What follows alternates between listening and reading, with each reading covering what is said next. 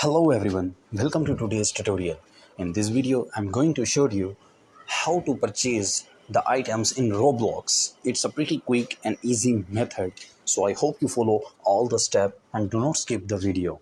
So without waste your time, let's get started. First, open your Play Store. Then you can see the profile icon. Click the profile icon. And now you can see the payment and subscription.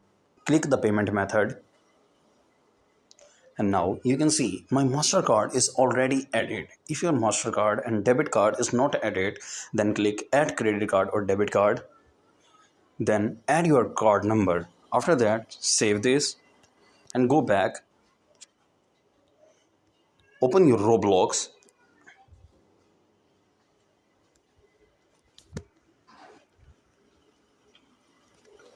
And now you can purchase any item easily. So I hope this video is helpful to you. Please subscribe my channel and like my video.